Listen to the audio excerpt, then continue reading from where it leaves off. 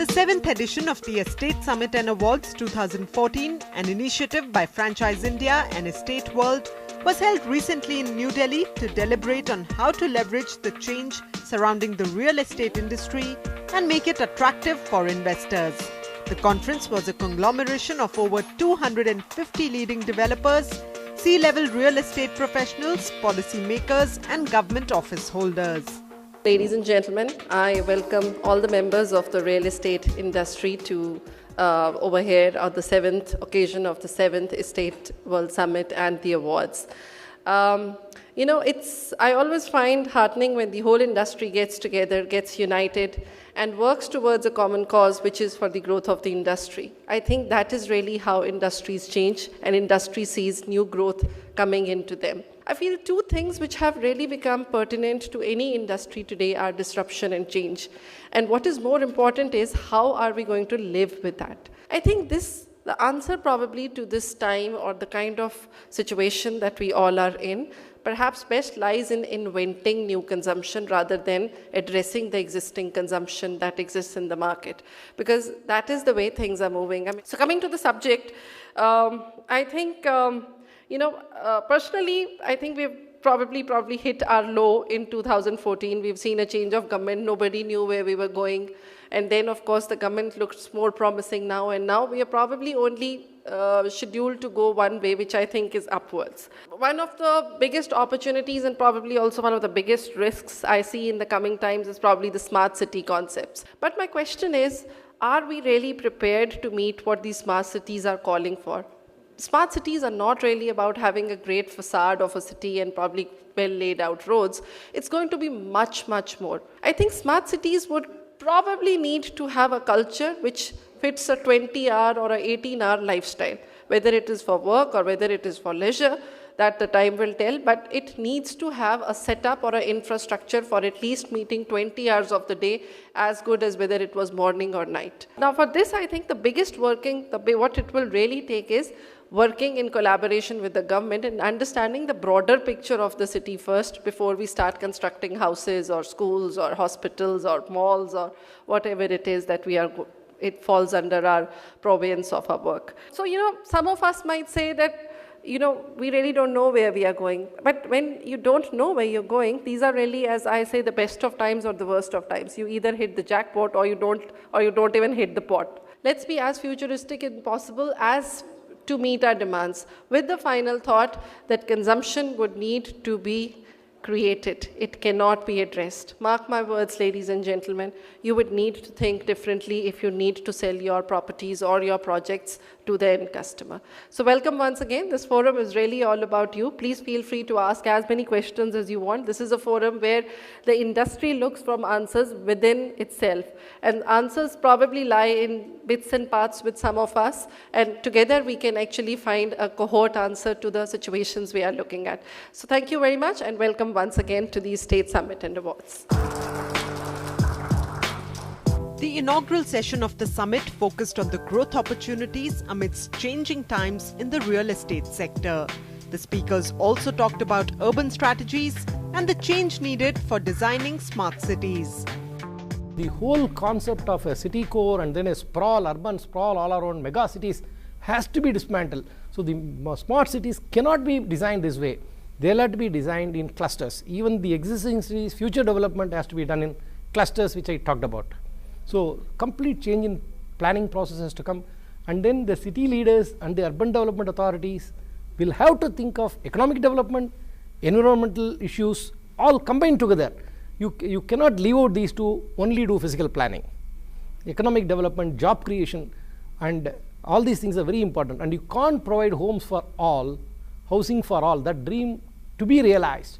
We need to, affordable homes for all means they need to afford homes. That is what, so we need to create the jobs and the economic opportunities for all those people so they can earn that kind of a money to own a home. You can't bring down the cost to a great extent. You can, by some of these measures which I talked about, you can bring down, but still it is a pipe dream for many people. So their economic upliftment has to happen. Inclusive growth has to happen. So everybody should get an opportunity to own a home.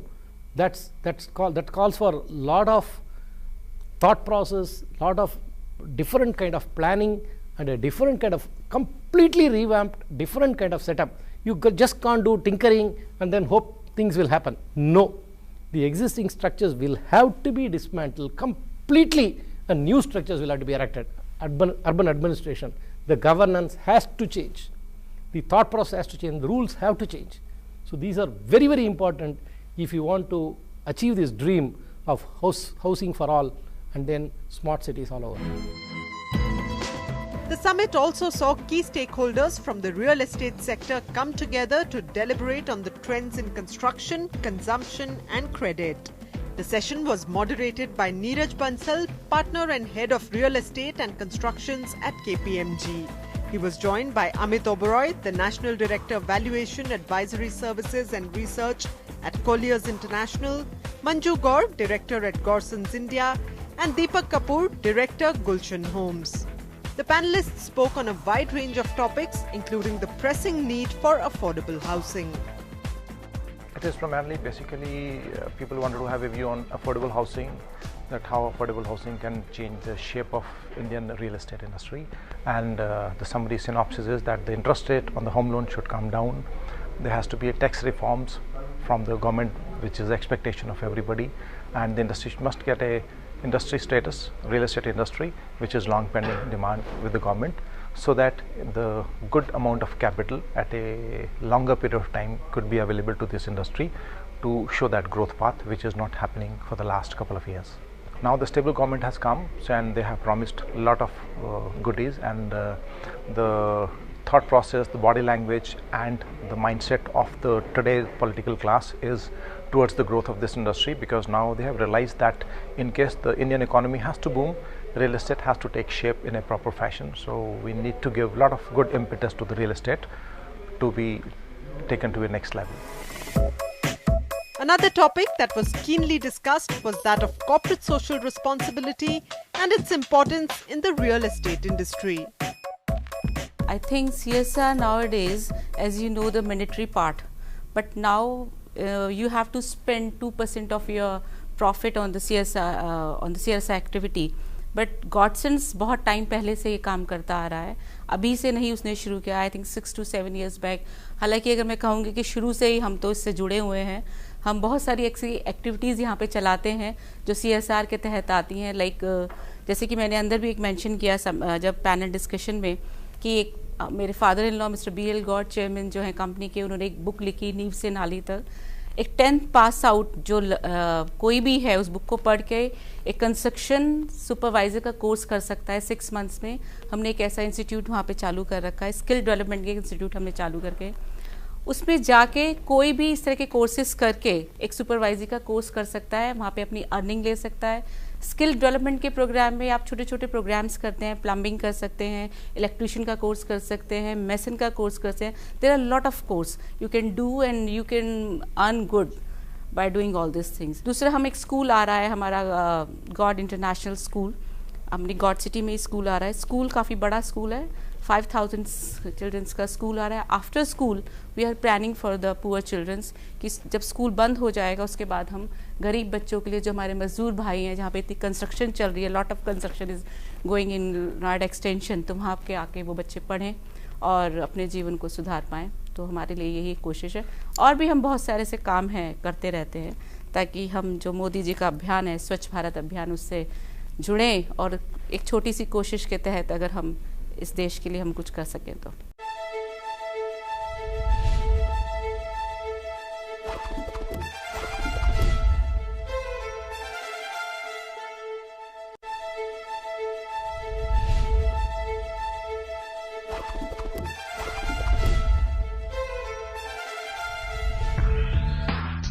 The second panel discussion of the day threw the spotlight on commercial and retail real estate. The session was moderated by Yogeshwar Sharma, Executive Director of Select City Walk. He was joined by Munish Baldev, Head of Retail at Unitech, Santosh Kumar, the CEO Operations and International Director at Jones Lang LaSalle, Sushil S. Dungarwal, Chief Mall Mechanic at Beyond Square Feet Advisory, and Deepak K. Agarwal, the Chairman of SMC Real Estate Advisors. New benchmarks in mall management, as well as the impact of e-commerce on the real estate landscape were discussed by the panel. The discussion also delineated innovative funding options for real estate developers, especially in times of flagging sales. See, the topic of my session is the banks, they are not forthcoming to give the financing to the real estate sector the way the industry wants. The NBFCs, the financial institutions, they are not just funding, and even if the funds are coming, they are getting at a very higher rate, and that is a big problem. And why it is more a bigger problem? Because of the double whammy. The sales are just not happening. You know, in these tough times, as somebody says that necessity is the mother of invention, and some people they took it as an opportunity. Even the regulations, even the legislations, they have become attuned to the requirement. We have seen the introduction of REITs. We have seen FDI rules easing. I think these two developments are definitely going to help the developers, the builders. The REITs can be a game changer. We expect that around 60,000 crore rupees is going to be unlocked in next 1.5 years. If that happens, that would be a big comforting factor for the real estate.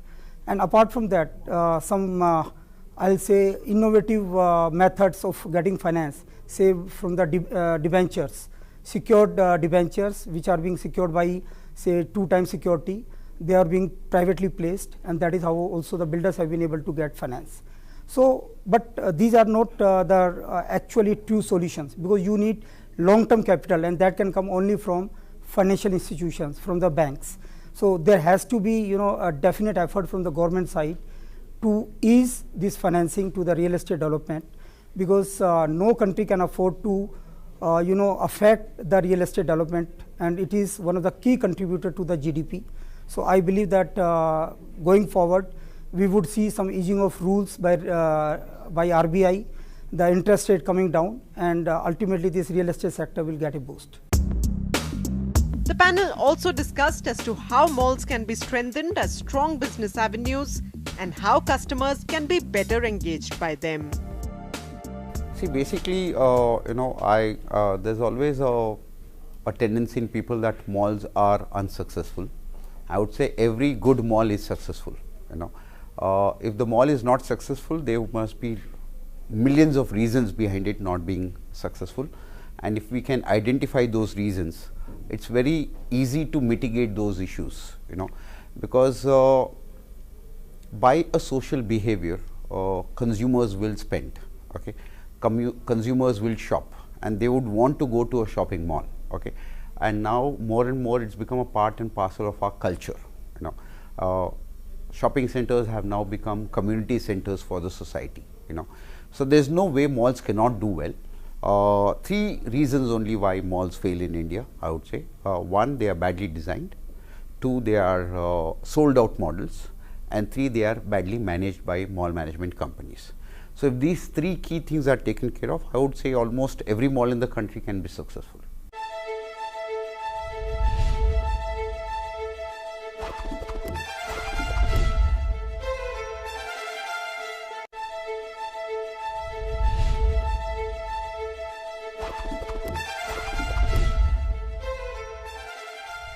Ladies and gentlemen, we're here to celebrate the achievement of visionaries who have done some outstanding work in the real estate sector.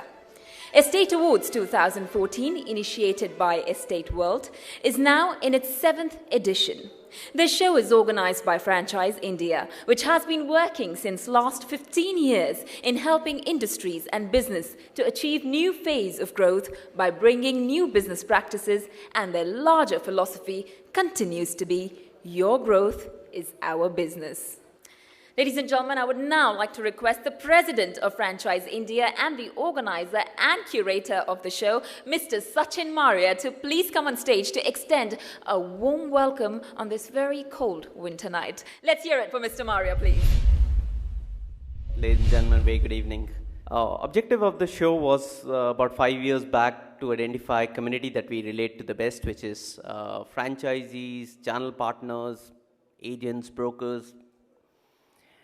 And we looked at various consumption consumption sectors, and we said that what are the consumption sectors wherein channel partners play an important role, because Franchise India is largely known for that. I really thank my team at Estate World and Franchise India who took this small casual discussion between Remax and us to a point wherein we can proudly say it's one of the finest shows which happen in industry. And we will continue to commit ourselves to the consumer. We will continue to commit ourselves to the agent and quality practitioners of real estate sector. So with this, I must stop and let you enjoy the evening and celebrate people who've done extremely well in our sector. Welcome once again. Enjoy your evening. All right, now, ladies and gentlemen, it's time to applaud you all, because it's time for the rewards. Best Real Estate Consultant of the Year Regional. Finlace Consulting Private Limited, redefining professionalism in real estate.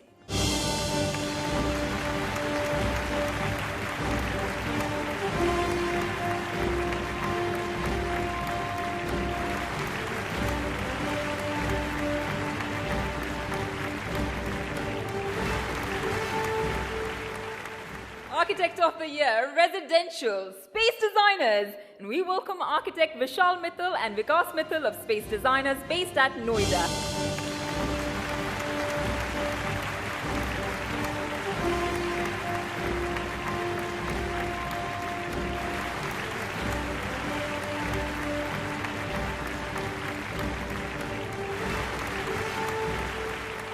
Building Materials Supplier of the Year. And the winner is Pergo India Private Limited.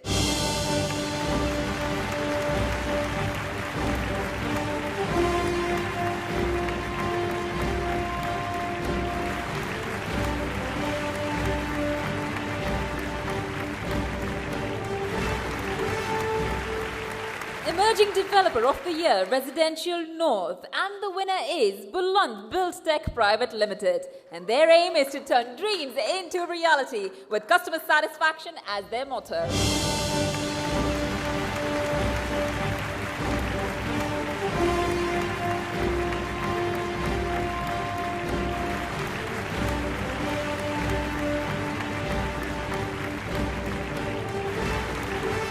Integrated Township of the Year, North, Mahagun, Modern, the name that performs.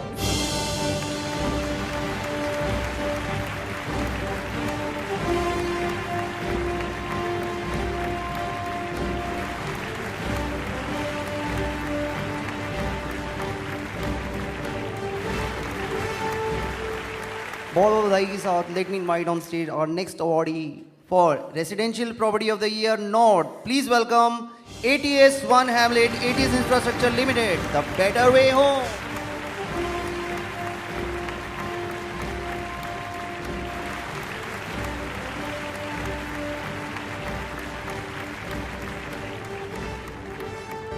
Young Achievers Award North, Mr. Manoj Kumar Singh, Mangalia Buildtech Private Limited. Hope, home and happiness.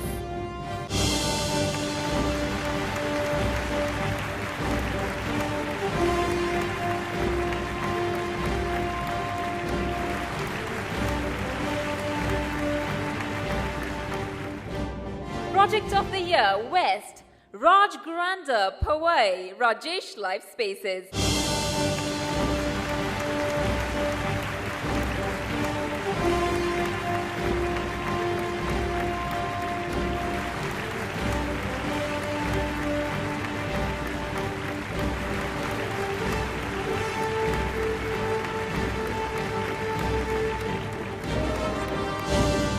Best Luxury Premium Housing Developer of the Year North, Gulshan Homes.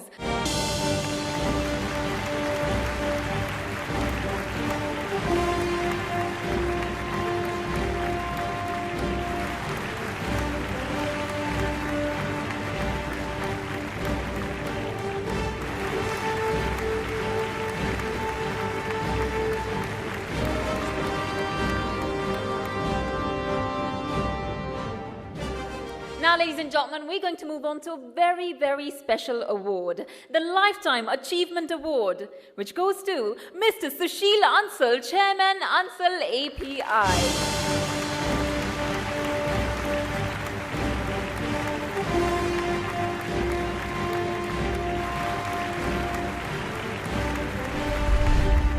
have one thing to share with you tonight, and which is the challenge that we all are facing.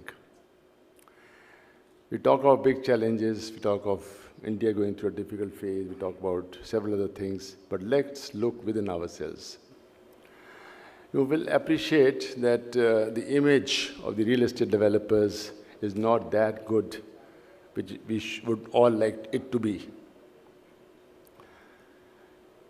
It is for us to remove this myth and remove this apprehension and this fear and this, may I say, little tarnished image of our industry amongst the investors, the media, and the politicians. This tarnished image must be removed. In the end, it's not the money that you earn that matters. It is the image and reputation that one earns that matters. And that never dies. Everything else goes away and comes. If we all go today after taking a vow that we will, from tomorrow onwards, ensure to the best possible extent we undergo a change for the better, a change which will improve our image and reputation in the country. Thank you very much. Thank you. We feel very happy and proud that we are delivering such a wonderful projects, which are those projects which are award winning. So not a thing about winning, but we are winning the hearts of lots of people by creating such a beautiful houses for the community, and we want to serve with the honesty and with the quality, not a quantity. On behalf of camp developers, first of all, I would like to thank to the jury, Franchise India, for nominating us as the best real estate affordable project of the year. We are quite humbled by the gratitude and by the initiative, which is bringing up a lot of knowledge, a lot of education, a lot of awareness about the smart city concept, about the land pooling policy, about the opportunities related to the residentials, related to the commercials, what the industry phase is going through. The journey from the morning till this time is very important and was very fruitful, because a lot of the decisions, a lot of the industry experts that spoke us about the entire phenomena, the kind of scenario going on, the expectations from the budget was phenomenal. I'm indeed grateful and thankful to Franchise India for selecting me for the Lifetime Achievement Award. I feel there's still a long way for me to go. I'm still young at mind, and I think many more miles to cover. We set some benchmarks. We look at businesses from a very different perspective. We look at it from the agent's point of view, how they see this developer performing, how he's delivered over the years. So I think in many sense these awards have become a benchmark which people reckon with. There is a trust in the community in terms of who has fared and who's won this award. So I think in that sense it's really evolved over the time.